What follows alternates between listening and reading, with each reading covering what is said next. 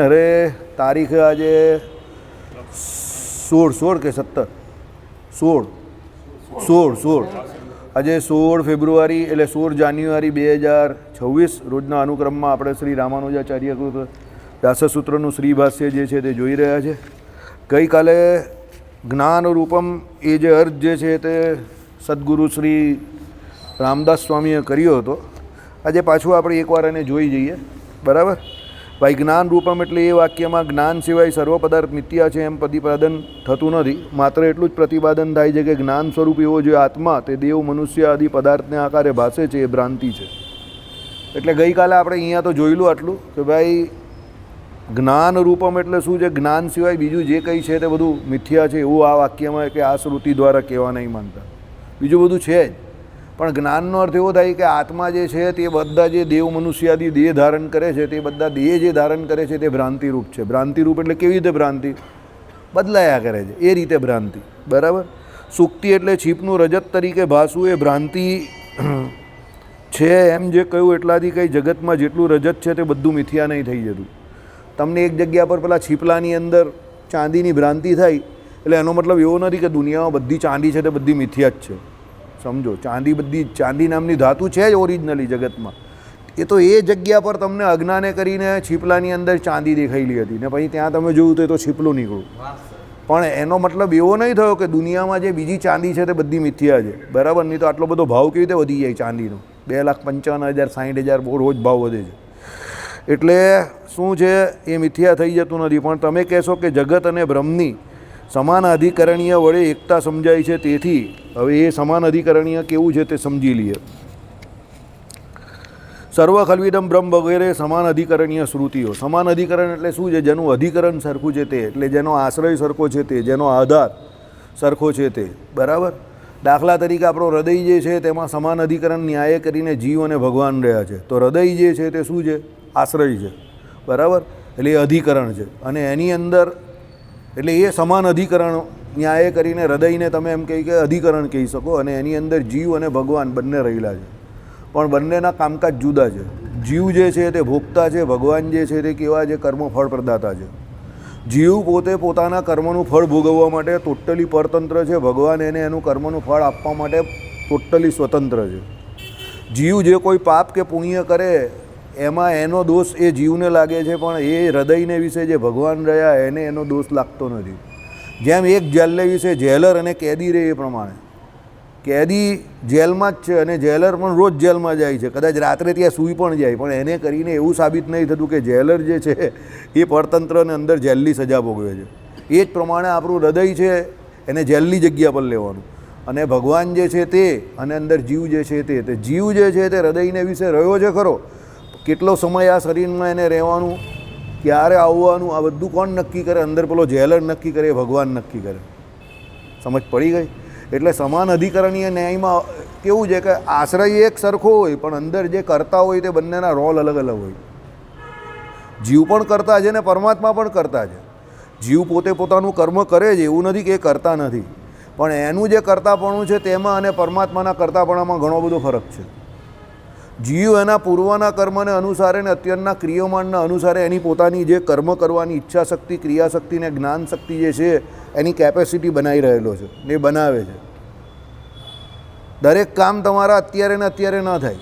ત્યારે પરમાત્મા સત્ય કામ સત્ય સંકલ્પ, એ સંકલ્પ કરે એટલે સંકલ્પ માત્રથી કામ થઈ જાય. એટલે ભગવાનના કરતાપણામાં ને આપણા કરતાપણામાં ઘણો બધો ફરક છે. સમજો. બીજી વાત, ભગવાન જ્યારે પણ એક જીવ જે છે તે પરમાત્માને એના કર્મનો હિસાબ નથી આપવાનો. ભગવાને શું કર્યું એનો હિસાબ કોઈ નહીં આપવાનો. ધણીનું ધણી કોણ? પણ પેલો જીવ છે એને એના કર્મનો હિસાબ ભગવાનને આપવાનો છે. સમજ પડે છે? આ સમાન અધિકરણીય ન્યાય થોડોક વિચિત્ર છે, અઘરો છે, એટલો બધો સરળ નથી. કારણ કે અધિકરણીય એટલે શું છે? આશ્રય. એટલે અધિકરણીય સેમ છે, આધાર સરખો છે, પણ અંદર રહેતા બે વ્યક્તિ જે છે બંનેની હેસિયત અલગ અલગ છે. મકાન જેમ મકાન હોય તો મકાન અધિકરણ થયું, તો સમાન અધિકરણ કોના માટે? ભાડૂત ને મિલકતનો માલિક બંને માટે. પણ પેલો માલિક જે છે તેના માલિકાની હક છે એની ઉપર, ને પેલો ભાડૂત જે છે તે ભાડૂત છે એનો. એણે ખાલી મહિને દાડે એ રહેવાનું ભાડું પેલા મકાન માલિકને આપવાનું છે. હવે એ ભાડું આપવાથી 50 વર્ષ સુધી પણ એ ભાડું આપે તો એનો માલિક નહીં થતો. હમણાં જ સુપ્રીમ કોર્ટે ચુકાદો આપ્યો. મુંબઈમાં એક જગ્યા પર 1955નો ભાડું હતો પેલો, ને એણે માલિકાના હક નાખેલો. તો સુપ્રીમ કોર્ટે ચોખ્ખું કહ્યું કે 1955થી એ ભાડું જ છે, એનો મતલબ એવો નથી કે એ સાબિત નહીં થતું કે એ એના માલિકાના હક માટે એમ કહે કે અહીંયા અમારી પાસે લડવા માટે આવે. ભાડું 1000 વર્ષ થઈ જાય તો પણ માલિક નહીં થતો. એનો માલિક જે છે તેના વારસાઈમાં જે હશે તે જ ને, એ લોકો જ માલિક છે. કારણ કે તમે એવા પુરાવા તમારે એવા રજૂ કરવા પડે કે તમે માલિક છો, પણ તમે ભાડું જ છો એટલે માલિક બનવા માંગો છો, એ ખોટી વાત. ભાડું જ છે. સમાન અધિકરણની અહીંયા લાગે, હેસિયત નથી તમારી. જેની જે હેસિયત હોય એ પ્રમાણે એને રહેવાનું. જેમ અધિકરણ ભલે સેમ હોય પણ હેસિયત બધાની અલગ અલગ છે. એક ઘરમાં બાપા રહેતા હોય, બાપાના બાપા રહેતા હોય, બાપાના છોકરા રહેતા હોય, છોકરાની વહુઓ રહેતી હોય, છોકરાના છોકરા રહેતા હોય, બધા રહેતા હોય. અધિકરણીય એટલે ઘર સેમ છે, હેસિયત બધાની અલગ અલગ. કહેવાય છે બધા જ માલિક છે અંદર, ચાલો છે બધા માલિક, પણ ટોપ પર કોણ હોય? જે માણસ તે જગ્યા પર, એ જગત, એ સમય પર એ ઘરનો પોષક હોય, પાલક હોય, તે એનો બોસ છે. બાકીના બધા એને આધારે રહેલા છે. ભલે બધા માલિક, પણ બીજા બધા એના આધારે રહેલા છે. સમજ પડે છે? આ બહુ વિચિત્ર વાત છે. એટલે સમાન અધિકરણ શું છે કે ખાલી અધિકરણ સમાન છે, પણ અંદર રહેલા બે વ્યક્તિની હેસિયત કેવી છે? જુદી જુદી છે. હા, આપણે આ મકાનના ભાડું જ છે, માલિક નથી. આ શરીર જે છે એ મકાનના આપણે કેવા છે? ભાડું જ છે. માલિક ભાડા પટ્ટા પર જ્યાં મળેલું આપણે 70 વર્ષ, 60 વર્ષ, 80 વર્ષ, 90 વર્ષ. પછી એ શરીર જે ભગવાને આપણે આપ્યું તે શરીરની બધી વસ્તુ અહીંયા ને અહીંયા રહી હશે, ને જીવ જે છે તે ભગવાન તમારા એને જે કર્મ કર્યું હશે એ પ્રમાણે એને ગતિ આપી દેશે. એટલે આપણે માલિક નથી, આપણે કોણ છે? સેવક છે. એટલે સેવ્ય સેવક ભાવ જે રામાનુજ વેદાંતમાં સિદ્ધાંત જે છે તે આપણે શ્રીજી મહારાજે અતિ માન્ય રાખેલો છે. વિશિષ્ટાદ્વૈત વેદાંતમાં પણ એ જ છે કે આપણે સેવક છે તો સેવક જ રહેવાના. જળ અને ચેતન ભગવાન જે છે એના આધાર છે, ધારક છે, નિયંતા છે, શેષી છે. આપણે એના શેષ છે. સેવ્ય સેવક ભાવ કેવું તમે કે તમે પછી બીજો પણ ધાર્ય ધારક ભાવની બીજો પણ એક ભાવ છે, સેવ્ય સેવક ભાવ જોડે સ્વામી સેવક ભાવ. તો એ સ્વામી સેવક ભાવ અને સેવ્ય સેવક ભાવ જે છે તે આપણે લાગુ પડે છે. બંને ભાવ આપણે લાગુ પડે છે કે ભાઈ આપણે કદાપી આ મિલકતના કે આ જગતના સ્વામી નહીં બની શકવાના.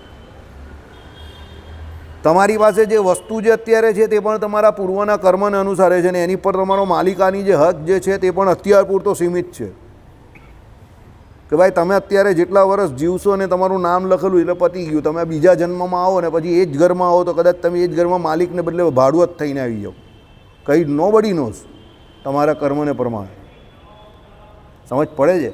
એટલે જગતમાં આપણે કોઈ પણ વસ્તુના સીધે સીધા માલિક નથી, સેવક છે. માલિક સીધે સીધા ભગવાન છે, કારણ કે જળ અને ચેતન એ બંને ભગવાનને આધારે રહેલા જ. ભગવાન એના ધારક, નિયંતા અને શેષી છે. એ જગતમાં આપણે પણ રહેલા જ. જગત આખું ભગવાને કરેલું છે. જીવ જે છે એની અંદર પણ ભગવાન જ રહેલા છે, સમજો. અને એનું નિયમન કરે જ ને જગતનું પણ નિયમન કરે છે. પણ જગતની જે વસ્તુ જે છે તે જીવના પૂર્વના અને અત્યારના જે કર્મ છે એ હિસાબે એને પ્રાપ્ત થાય છે. પણ એ પરમેનન્ટ અધિકાર નથી.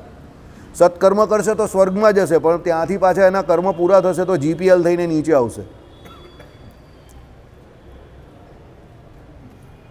જીપીએલ પાછળ લાત, સમજી ગયા? પીછવાડે પહેલાં તેમ આઈડિયા આવે છે. સત્સંગી જીવન ગ્રંથ કહી છે, હું નહીં કહેતો. પછી અહીંયાથી સત્કર્મ કરે તો ઉપર બી જાય પાછો, અને દુષ્કર્મ કરે તો નીચે ચાલ્યો જાય પાછો નરક યોનીમાં. આઈડિયા આવે છે? એટલે જગત આખું ભગવાને બનાવેલું છે ને એમાં જીવ પણ છે જ. પણ ભગવાન કહે તારે રહેવાનું શાસ્ત્રની આજ્ઞા મુજબ. જીગર આવ્યો નહીં, હવે વાત કરી લેની જરા. એટલે જગત આખું ભગવાનને આધારે છે એમ, ને આપણે બી ભગવાનને આધારે છે. એટલે ભગવાન આપણે શું કહે છે ખબર? હકના રહેવું, શાસ્ત્રની આજ્ઞામાં રહેવું તો સુખી રહેશો. બરાબર? બાકી ભગવાનને કોઈને હિસાબ નહીં આપવાનો, આપણે ભગવાનને હિસાબ આપવાનો છે. આ છે સમાન અધિકરણીય ન્યાય. હવે સમજી ગયા તમે? કાલે રામસ્વામી હતા એટલે મેં વધારે એમાં ખેંચ્યું નહીં, કારણ કે રામસ્વામી એની ધૂનમાં હતા ને મારે મારી ધૂનમાં, એટલે મેં ચલાવવા રાખ્યું. કારણ કે આ સમાન અધિકરણીય ન્યાય મારે ચલાવવો હતો. હું ના, રામસ્વામી આવેલા જે ગુરુ છે એમની પાસેથી શીખેલા છે તો એમને આપી દીધું. મને ખબર કે આ થોડો ટાઈમ માંગી લે એવી વસ્તુ છે. બરાબર? ચાલો. એટલે જગત અને બ્રહ્મની સમાન અધિકરણીય વડે એકતા સમજાય છે. તેથી એટલે જગત ને બ્રહ્મ બંને એક સાથે રહેલા છે, એટલે એક જ સાથે રહેલા જ ને. એમ જેમ હૃદયને વિશે રહેલા છે કોણ? જીવ અને માયા રહેલા જ તે ભગવાન રહેલા જ તે પ્રમાણે એકતા સમજાય છે. જેથી જ્ઞાન સ્વરૂપ બ્રહ્મનું પદાર્થાકાર હોવું એ ભ્રાંતિ છે એમ જ્યાં કહ્યું તે ત્યાં પદાર્થ માત્ર મિથ્યા છે એમ કહેવાય ગયું. પરંતુ આ કહેવું ખોટું છે. શું કહ્યું? કે ભાઈ જ્ઞાન સ્વરૂપ બ્રહ્મનું પદાર્થાકાર હોવું તે ભ્રાંતિ છે એમ. કોણ છે?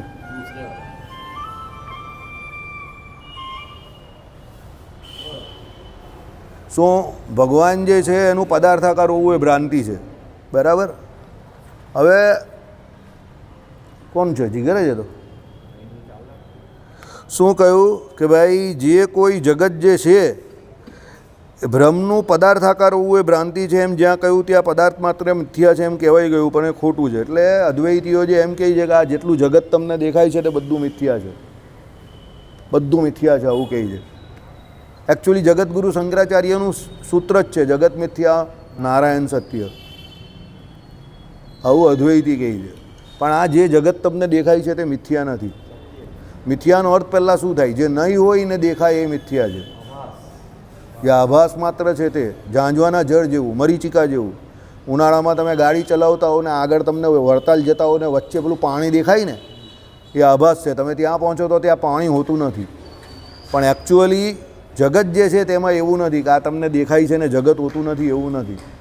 જગત જે છે તે સાચું છે, પણ એ પરિવર્તનકારી છે. એમાં રહેલા પદાર્થો જે છે રોજ રોજ રોજ રોજ શું પરિવર્તન પામે છે. એટલે જગતને કેવું કહ્યું છે? પરિવર્તનકારી કહ્યું છે. માયાનું કાર્ય જે છે એને કેવું કહ્યું છે? પરિવર્તનકારી કહ્યું છે. એટલે એ માયાનું કાર્ય જે છે એ એના નાશ તરફ જાય છે. સમજો, રોજ રોજ એનો નાશ થતો જાય છે. શરીર આપણું રોજ રોજ એના નાશ તરફ જાય છે, પરિવર્તન થાય છે, બરાબર? પણ ભગવાન જે છે એનો નાશ નહીં થતો, એ નિત્યો નિત્યાનામ છે. જીવ જે છે એનો પણ સ્વરૂપે કરીને નાશ નહીં સંભવતો. સમજ પડે છે? આ બાજુ ધ્યાન નહીં આપતા, એ ચાલતું જ રહેશે, એ એનું કામ કરશે. આ બાજુ ધ્યાન આપજો. હું નહીં આપતો તો તમે શું કામ આપો છો? એ તમારો રોલ નથી, તમારે આની પર જ ધ્યાન આપવાનું છે. ભગવાન જે છે તેનો નાશ નહીં થતો, સમજજો. ભગવાન જગતની અંદર રહેલા છે પણ ભગવાનનો નાશ નહીં થતો. જગત જે છે તે રોજ નાશ તરફ જઈ રહેલું છે, પણ એની અંદર રહેલા ભગવાનનો નાશ નહીં થતો. આ કેવી વાત છે તમને સમજાવું. પૃથ્વી, જળ, તેજ, વાયુ અને આકાશ, એમાં પૃથ્વી, જળ, તેજ અને વાયુ આ બધું આકાશને વિશે રહેલું છે. આકાશ એટલે ખુલ્લો ભાગ. હવે પૃથ્વી જે છે તે આધાર છે. હવે પૃથ્વી પર કોઈ મકાન બને કે તૂટે એનાથી આકાશને કોઈ ફેર નહીં પડે. સમજ પડે છે? કોઈ મકાન માલિક હોય, હવે એ 11 મહિનાના કરાર પર કોઈને ભાડેથી મકાન આપે તો એક ભાડું જ જઈને બીજો આવે ને બીજો જઈને ત્રીજો આવે, એનાથી મકાન માલિકને કોઈ ફરક પડતો નથી. એમ ભગવાનને કોઈ ફેર નહીં પડે. માયા જે છે તે રોજ રોજ નાશ પામતી જાય. એક બ્રહ્માંડ જે છે તે બનાવ્યું, ઉત્પત્તિ થઈ, પછી એની સ્થિતિ થઈ, અને સ્થિતિ પછી એના નાશ તરફ જાય ને બીજી બાજુ બીજું બ્રહ્માંડ જે છે તે ઉત્પત્તિ થાય. એટલે આમ પેલી બાજુ બનતું જાય ને આ બાજુ તૂટતું જાય. એટલે ભગવાને વચનામૃતમાં શું કહ્યું? એવા 2-4 બ્રહ્માંડ જે છે તે ખરી પડે તે એનાથી મને કંઈ ફરક પડતો નથી, બસ. એટલે ભગવાનની નજર સામે આ જગત જે છે તે થાય છે, ઉત્પત્તિ થાય છે, સ્થિતિ રહી ને પ્રલય થઈ જાય છે, પણ ભગવાન ત્યાંના ત્યાં જ છે. આઈડિયા આવે છે? એટલે ઉત્પત્તિ, સ્થિતિ ને પ્રલય જે કયો એ જગતનો થાય છે, ભગવાનનો નહીં થતો. ભગવાન તો ત્યાંના ત્યાં જ બેઠેલા છે. ત્યાંના ત્યાં એટલે જરા પણ તસ્સે મસ્ત નહીં થતા. વિનાશ કેવું કે નાશ કેવું કે પરિવર્તન કેવું એ ફક્ત ને ફક્ત જગતનું કે માયાના કાર્યનું થાય છે. ભગવાનને કંઈ અસર જ નથી એનાથી. બધું ભગવાનની અંદર જ થાય પાછું. હા, વિનાશકારી જે કોઈ ઘટના ઘટી ગઈ કેદારનાથને વિશે, તો અંદર રહેલા શિવજીને કંઈ અસર નહીં થઈ ગઈ. એ કે આ તો બધી મારી લીલા છે, તો મારે કરવાની છે. તો આજુબાજુવાળાને જરા બતાવી દીધું કે અહીંયા બધી બહુ મગજમારી નહીં કરો, બરાબર? તોફાન કરાવી નાખ્યું જરા. સમજો, આઈડિયા આવે છે તમને? એટલે અહીંયા શું કહ્યું કે આ મિથ્યા જે જગત દેખાય છે, જગતગુરુ શંકરાચાર્યના અદ્વૈત વેદાંત પ્રમાણે એમ કહે છે કે આ બધું જે બ્રહ્મ સબર ભરેલા છે અને આ બધું જગત જે છે તે મિથ્યા છે. તમને જ્યારે બ્રહ્મના સ્વરૂપનું એટલે પોતાના સ્વરૂપનું જ્ઞાન થાય ત્યારે તમને આ બધું જગતમાં જે આ બધો ભેદ દેખાય છે તમારી ભેદ બુદ્ધિ ચાલી જશે ને તમને બ્રહ્મ દેખાશે. એટલે પોતાના સ્વરૂપને તમે જોશો. કારણ કે એ લોકો તો બ્રહ્મને જીવ એક જ માને છે ને. બ્રહ્મ ને જીવ જુદું તો માનતા નથી, સમજો. પણ રામાનુજાચાર્ય કહે કે ના, એવું નથી. આ જગત જે છે એ દેખાય જે એક્ઝિસ્ટિંગ વર્લ્ડ છે એ પણ સાચું છે. કેવી રીતે? તમે મને રાંદેર મંદિરમાં જમણવાર કરવા માટે 1000 રૂપિયા આપ્યા, તમારા ખિસ્સામાંથી કેટલા રૂપિયા આપ્યા? 1000 રૂપિયા. જો જગતમાં વ્યવહારને જગત મિથ્યા હોય તો તમારા ખિસ્સામાંથી 1000 ઘટે નહીં ને મારા ખિસ્સામાં વધે નહીં. મિથ્યા હોય તો પછી એ ઘટના ઘટવી જ નહીં જોઈએ ને, પણ એ ઘટના ઘટે છે.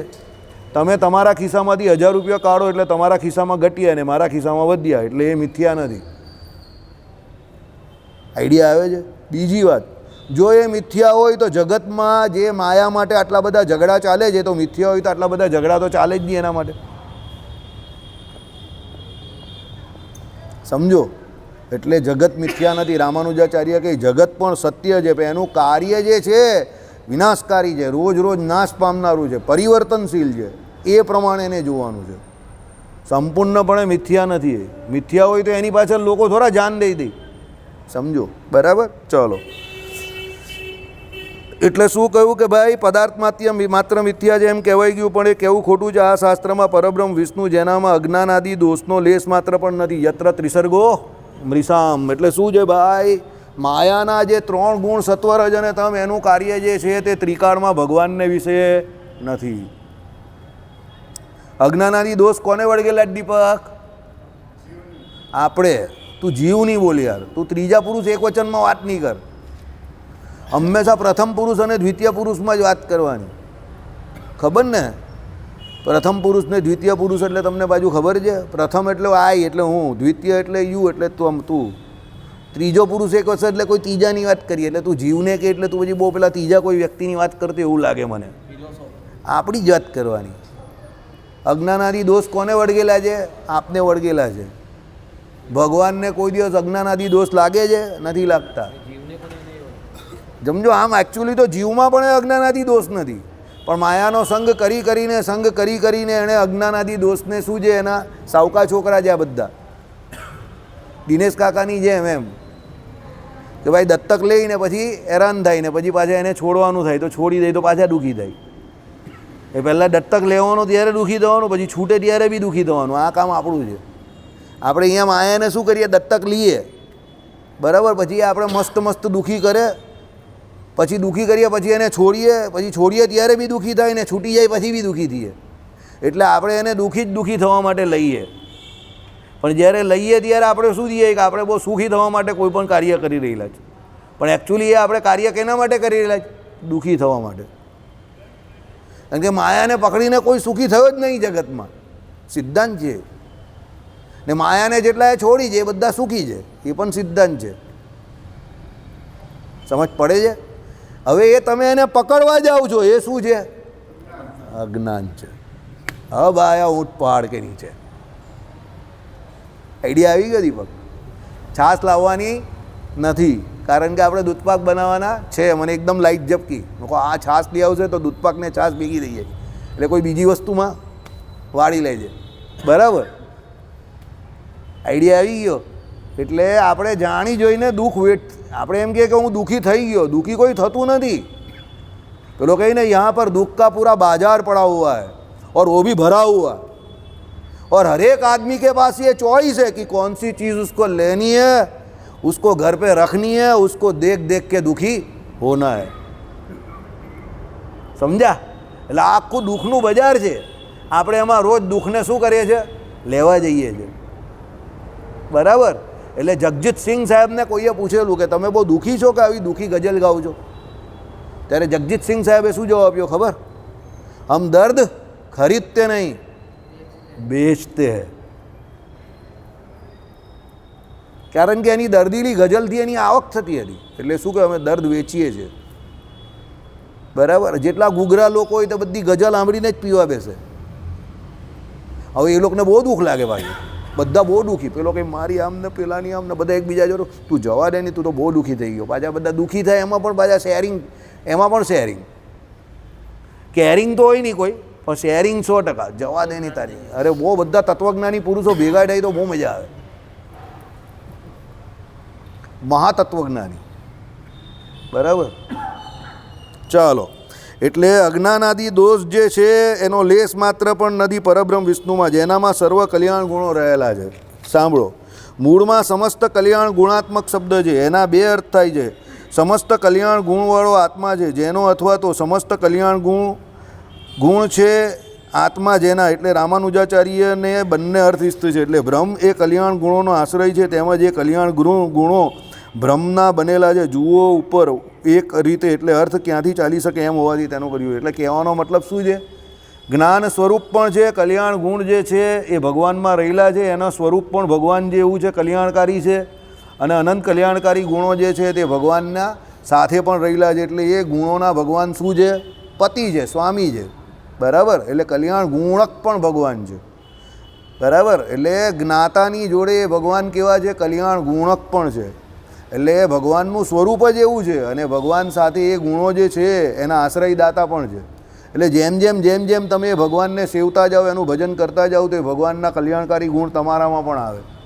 કારણ કે ભગવાન જ્ઞાન સ્વરૂપ પણ છે, અને ભગવાન જ્ઞાન નામના ગુણના આશ્રય પણ છે. તો એ જ્ઞાન નામના ગુણના આશ્રય જે ભગવાન છે ને, એમાં જ આ ભગવાનમાં બધા કલ્યાણકારી ગુણો આવે છે. કારણ કે ભગવાનના જ્ઞાનમાં ભગવાનના બધા કલ્યાણકારી ગુણો આવી જાય. અનંત કલ્યાણકારી ગુણો ભગવાનમાં રહેલા તે જ બધા આવી જાય. સમજો? બરાબર? કારણ કે ભગવાન એ બધા ગુણોને જાણે છે ને. એવું તો નથી કે નથી જાણતા. પેલા પ્રલંબાસુરને મારવાનો હતો, તો બલરામજીની જે તાકાત હતી તો ભગવાન શ્રી કૃષ્ણ એને બતાવી પડેલી. એવું તો ભગવાનનું તો નથી ને. ભગવાનને તો એનું જ્ઞાન છે જ. યાદ છે એ પ્રલંબાસુરવાળી વાર્તા? તમને એક તો બધું યાદ બહુ કરાવવું પડે, હે ને? પ્રલંબાસુર ને બલરામજીનું યુદ્ધ ચાલતું હતું.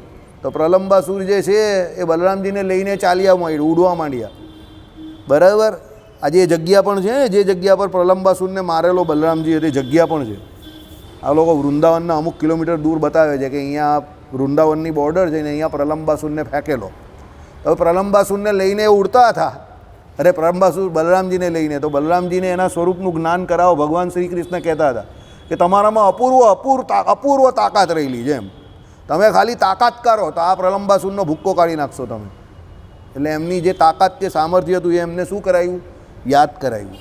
હનુમાનજીને પણ યાદ કરાવવું પડેલું ને, એમને શ્રાપ હતું પેલા ઋષિનો. હા, પછી હનુમાનજીને પણ એ શક્તિ હતી તે યાદ કરાવેલું ને બધાએ. પછી હનુમાનજી આખો સમુદ્ર જાંબુવાન હતા ને. બરાબર? હમ સબ મેં સબસે જ્યાદા બુદ્ધિમાન તુમ હી હો હનુમાન. હવે તે કોણ બોલતા હતા? જામવાનજી બોલતા હતા ને પેલી ઓરિજિનલ રામાયણમાં. હનુમાન હમ સબ મેં સબસે જ્યાદા બુદ્ધિમાન તુમ હી હો. બરાબર? હા, એટલે એ યાદ કરાવવું પડે ને. હવે ભગવાનમાં આવું નથી. હવે યાદ આવે જ તમને? આ તમને ઉદાહરણ એટલે આપું છું કે આ બધાનું યાદ કરાવવું પડે. ભગવાનને બધું યાદ જ છે ઓલરેડી. સમજ પડી? ભગવાનને એવું નથી કે એના કલ્યાણકારી ગુણ છે ને એ ભૂલી ગયા. ભગવાનને બધું યાદ જ છે. જ્ઞાન સ્વરૂપ છે, એની જોડે જ્ઞાનના જેટલા પણ ગુણ આવે છે, સમસ્ત કલ્યાણકારી ગુણ ભગવાનને ખબર જ છે કે આ મારામાં રહ્યા છે. અને એ ભગવાનને જે સેવે છે એને ભગવાન એ મમ સાધર્મ્ય મુક્ત અવસ્થામાં ભગવાને બધા કલ્યાણ ગુણ કેવી રીતે આપે છે?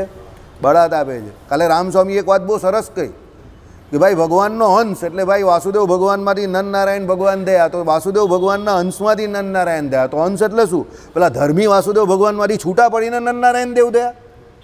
હવે ધર્મી એટલે કોણ ખબર જ તમને? બોલ દીપક, ધર્મી એટલે શું? ઓકે, તમારી છૂટા પણ ને થયા નરનારાયણ? તો કેવી રીતે થયા? અંશ એટલે અહીંયા કે એ ભગવાને એવો સંકલ્પ કર્યો એટલે એ નરનારાયણ ભગવાન થયા. તો એ ધર્મ જે છે એનો અંશ, એટલે એના ગુણમાં અંશ. કે ભાઈ વાસુદેવ ભગવાન તો સમસ્ત કલ્યાણકારી ગુણવાળા છે, પણ હવે નરનારાયણ ભગવાનને જે ગુણની જરૂર હોય એટલા ગુણનો એ પ્રકાશ કરે. એટલે ત્યાં અંશ ભાવ માનવું. સમજ પડી? અંશ એટલે પેલા અંશીમાંથી ટુકડો થઈને અંશ થયો એવી રીતે નહીં. Not like that. મારે ઘણું બધું કહેવું હતું, પણ હવે રામસ્વામી એક તો અમારા વડીલ, અને એમની સામે વધારે બોલાય નહીં. એમનો અવાજ નાનો એટલે હું વચ્ચે વચ્ચે બોલતો પણ હતો, પણ મને પોતાને ખરાબ લાગતું હતું. પણ બોલતો એટલે તો કોઈને કંઈ સંભળાતું જ નહીં હતું, ને આમાં પણ નહીં સંભળાતું હતું.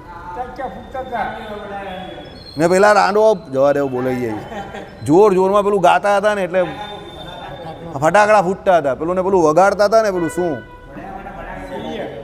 કે અવાજ જ નહીં આવે તો રામસ્વામીનો, એટલે મારે બી બોલવું પડતું હતું વચ્ચે. હું પીઠ તો ચાલ્યો જાય થોડોક અમુક બાબતમાં. સ્ફુલ્લિંગવાદ ને આ બધું જે કહેતા હતા બહુ ઇમ્પોર્ટન્ટ હતું અદ્વૈતમાં. સ્ફુલ્લિંગવાદ એટલે શું કે ભાઈ અગ્નિ જે હોય ને, અગ્નિ અને અગ્નિના તણખાઓ, તો મુખ્ય અગ્નિ જે છે એમાંથી પેલા જે તણખાઓ બધા જ્યાં જુદા પડ્યા ને એ સ્ફુલ્લિંગવાદ છે. હા, તો એ એમને કહેવો હતો. હવે કેવી રીતે કે એક તો સમયનો 10 મિનિટ એ રામસ્વામીનો જ ડાયલોગ હતો, કાલે બોલવાનો હતો હું, પેંગણામાં પગ મૂકીને બ્રહ્મ જ્ઞાનની પ્રાપ્તિ થાય નહીં, 10 મિનિટમાં થોડી થાય કંઈ, સમજો. એ સ્ફુલ્લિંગવાદ છે, બિંબ પ્રતિબિંબવાદ છે, આ બધા અદ્વૈતના વાત છે. એ સ્ફુલ્લિંગવાદ બોલેલા પણ એમને એમ કે આ લોકોને ન ખબર હશે એટલે હું બોલ્યો પછી કે ભાઈ સ્ફુલ્લિંગવાદ, એ કે હા બરાબર છે સ્ફુલ્લિંગવાદ. હવે એ સમજાવવો હતો પણ હવે સમયનો અભાવ હતો. આ સ્ફુલ્લિંગવાદ એક મેઇન અગ્નિ છે, એ લોકો શું કહે કે અગ્નિ તરીકે ભગવાન, અને એમાંથી જે પેલા નાના નાના જે તણખાઓ ઉડે તે બધા જીવ એમ, એટલે ધર્મીમાંથી બધા જે ટુકડા થયા તે પ્રમાણે. પણ આપણું વિશિષ્ટાદ્વૈત વેદાંત રામાનુજાચાર્ય શ્રીજી મહારાજ ના પાડે છે ભાઈ એ કંઈ ટુકડા બુકડા બ્રહ્મમાંથી નહીં થતા. બ્રહ્મ તો અચ્યુત છે, નિર્વિકારી છે, અખંડ છે, એમાંથી કોઈ ખંડ થતો જ નથી. એટલે એ ધર્મીમાંથી ટુકડા નહીં થતા. ટુકડા કેના થાય છે તે સાંભળો. ભગવાન પોતે પોતાના ગુણો જે છે, તો સમસ્ત કલ્યાણકારી ગુણોમાંથી ભગવાન અવતાર ધારણ કરે ત્યારે જે ગુણોનો એમને પ્રકાશ કરવો એ ગુણો એ અવતાર દ્વારા પ્રકાશ થાય, બસ.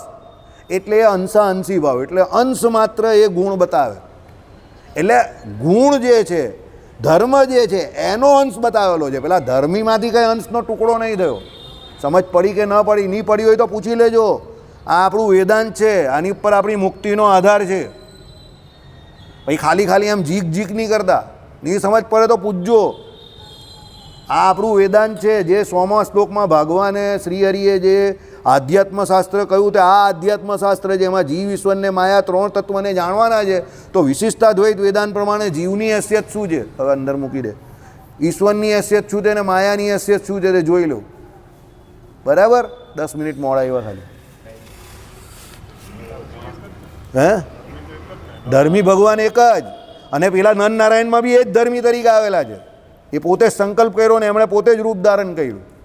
ધર્મી તો એક જ છે, ધર્મીના ટુકડા નહીં થતા, ધર્મના ટુકડા કરે છે. ટુકડા એટલે જેટલા પ્રકાશ હોય એટલા.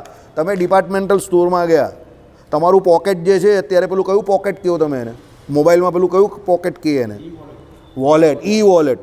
તમારા ઈ વોલેટની અંદર 1000 રૂપિયાની જગ્યા પર 10,000 રૂપિયા પડેલા છે. તમે મોલમાં ગયા, તમે ખરીદી કરી 8,000 રૂપિયાની, બરાબર છે, તો તમે 8,000 રૂપિયાનું પેમેન્ટ કર્યું, બાકીના 2,000 રૂપિયા તમારા વોલેટમાં રહ્યા પાછા, બરાબર છે.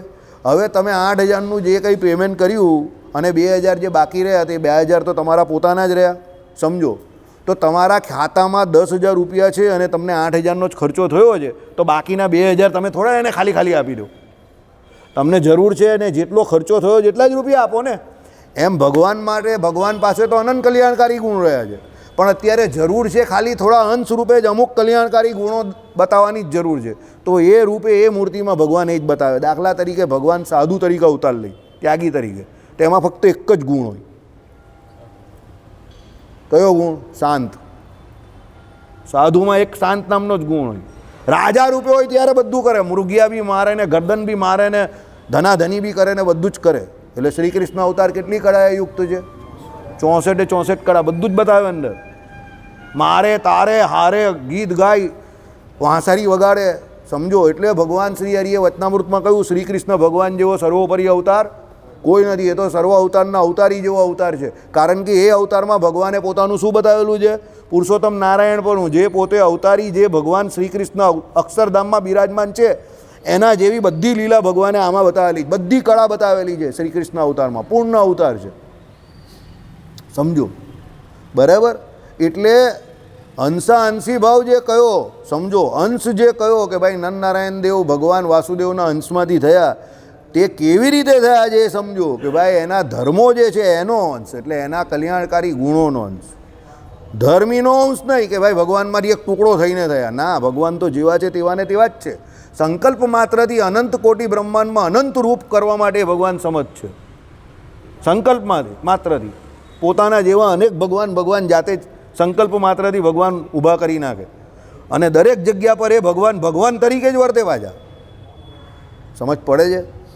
સોબરી હતા સોબરીએ માનદાતા રાજાની કેટલી દીકરી જોડે લગ્ન કર્યા?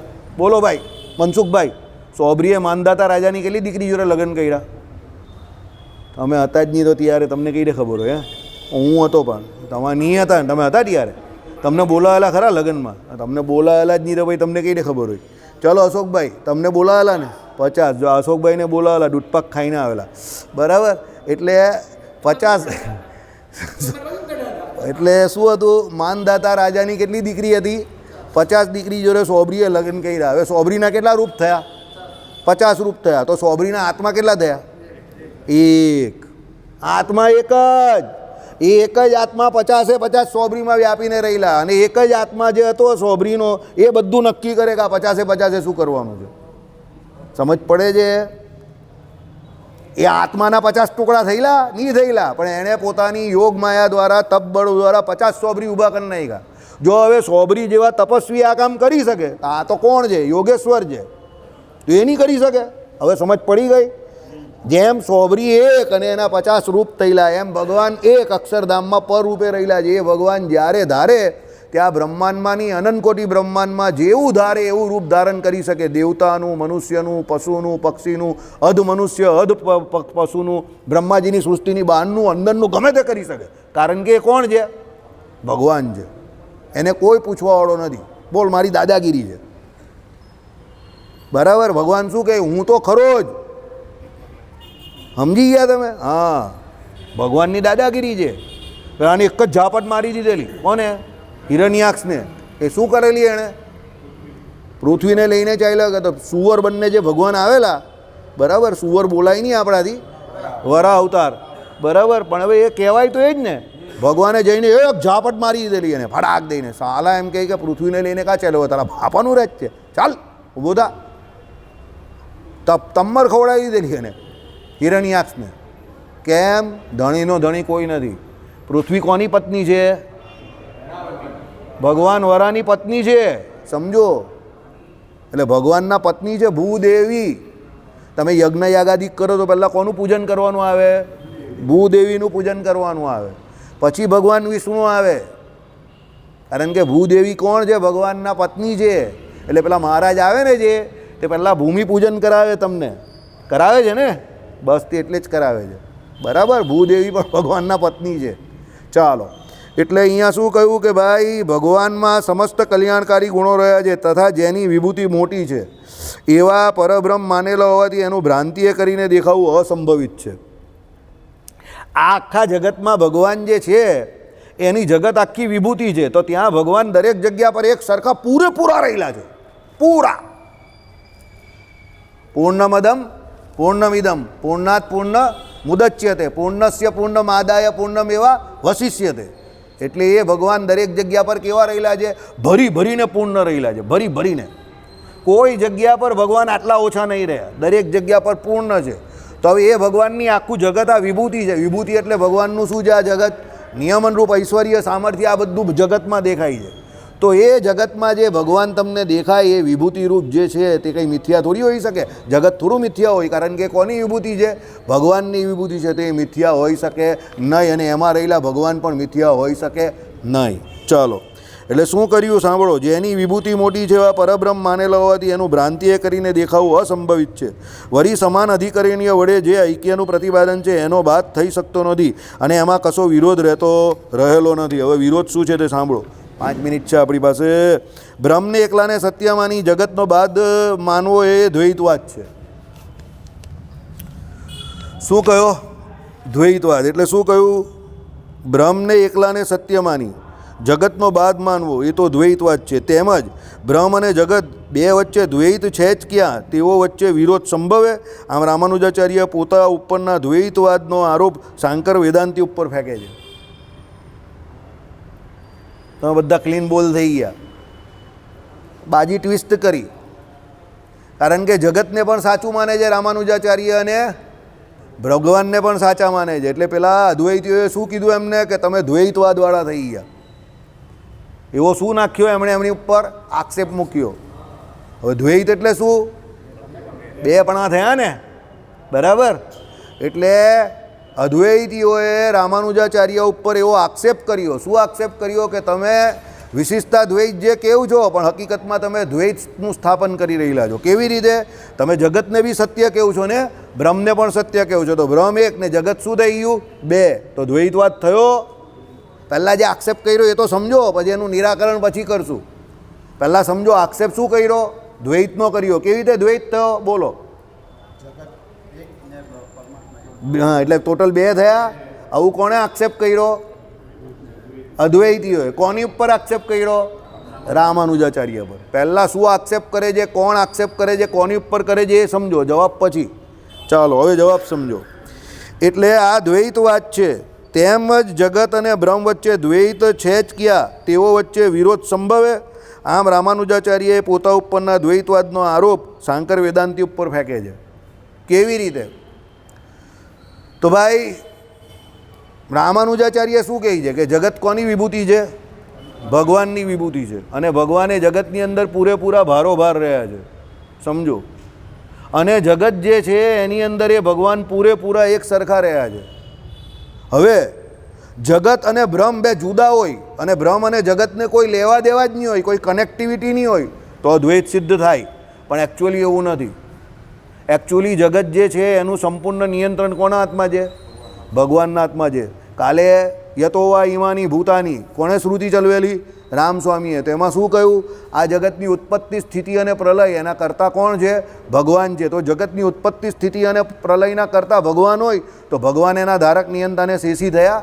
તો ભગવાન જ એના ધારક નિયંતાને શેષી થયા તો પછી દ્વૈતવાદ કેવી રીતે સિદ્ધ થયો? દ્વૈત એટલે શું? બંને ટોટલી બે અલગ અલગ, એટલે બંનેની સ્વતંત્ર એન્ટિટી, એટલે બંનેનું સ્વતંત્ર અસ્તિત્વ.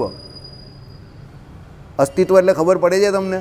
બંને પોતપોતાના હિસાબે સ્વતંત્ર અસ્તિત્વ વાળા, જગત પણ અને ભગવાન પણ. પણ વસ્તુતા જગતનું સ્વતંત્ર અસ્તિત્વ જગદીશ વગર નથી. કારણ કે જગદીશ જે છે તે જગતની ઉત્પત્તિ, સ્થિતિ અને પ્રલયના શું છે? કરતા છે. એટલે જગત જે છે એ પરમાત્મા વગર શક્ય નથી. હું તો ખરો જ. આ વાક્ય યાદ રાખજો, બહુ જોરદાર છે. આમાં બહુ મોટું તત્વજ્ઞાન છે. જગતની ઉત્પત્તિ છે, સ્થિતિ છે તો એનો પ્રલય પણ છે, પણ ભગવાન તો ત્યાંના ત્યાં જ છે. અને ભગવાન છે તો જગત છે, જગત છે તો ભગવાન છે એવું નહીં માનતા. જગત પ્રલય અવસ્થામાં ન દેખાય એવી અવસ્થામાં હશે તો પણ ભગવાન તો રહેવાના જ છે. એટલે અદ્વૈત તો કોણ છે? ભગવાન જ છે. અને જગત જે છે તે ભગવાનને આશરે છે, એના આધારે છે. એટલે દ્વૈતવાદ અહીંયા સાબિત થતો નથી. ઉલટાનું અદ્વૈતીઓમાં દ્વૈતવાદ સાબિત થઈ જાય છે. તમે કહ્યું એ ક્યારે? કેવી રીતે? તો જ્યારે અજ્ઞાન અવસ્થામાં આ આખું જગત ભાસે, સમજો, અને પેલો ભ્રમ જે છે એ દેખાતા નથી, અને હકીકતમાં જ્યારે એને એના પોતાના સ્વરૂપની ઓળખાણ થાય કે હું ભ્રમ છું તો બે થઈ ગયા ને. હવે સમજ પડી? તો ઊંઘે છે. એટલે રામાનુજાચાર્યએ એ લોકોને કહ્યું, કોને? અદ્વૈતીઓને કહ્યું કે તમારા અદ્વૈતમાં એકચ્યુઅલી દ્વૈતવાદ સ્થાપન થાય છે. કેવી રીતે? કે તમે એમ કહો છો કે આ બધું મિથ્યા છે. કયું મિથ્યા છે? અવિદ્યાને કારણે આ બધું જગત દેખાય છે. વસ્તુતા એ હોતું નથી. પણ જ્યારે અવિદ્યાએ કરીને દેખાય છે ત્યારે પણ દેખાય તો છે જ ને. અને ભ્રમ જે છે તે તો તમે માનો જ છો. તો ભ્રમ તમે માનો છો ને અવિદ્યાએ કરીને જગત દેખાયું, અને તમે એમ કહો છો કે એકચ્યુઅલી એની સ્વતંત્ર એન્ટિટી છે કારણ કે એ તો અવિદ્યાએ કરીને કલ્પાયેલું છે. પછી ભ્રમનું જ્ઞાન થાય એટલે તમને ખબર પડી જાય આ તો ભ્રમ જ છે. પણ જ્યાં સુધી નહીં થતું ત્યાં સુધી તો બે થઈ ગયું ને. એટલે રામાનુજાચાર્યએ સામે લોકોને શું પહેરાવ્યો? ઉલટો હાર પહેરાવ્યો. તમને લોકોને આ ન સમજ પડે તો ચિંતા નહીં કરતા, આમાંથી તમારું કોઈ ખાટું મોડું થવાનું નથી. પરીક્ષામાં આ પ્રશ્ન તમને નહીં પૂછાય. આ અમારા વક્તાઓ માટે છે, શ્રોતાઓ માટે ખાલી સમજવાનું. ન સમજ પડે તો જય સ્વામિનારાયણ. કારણ કે કાલે આવશે પેલું યતોવા ઈમાની, જો સાંભળો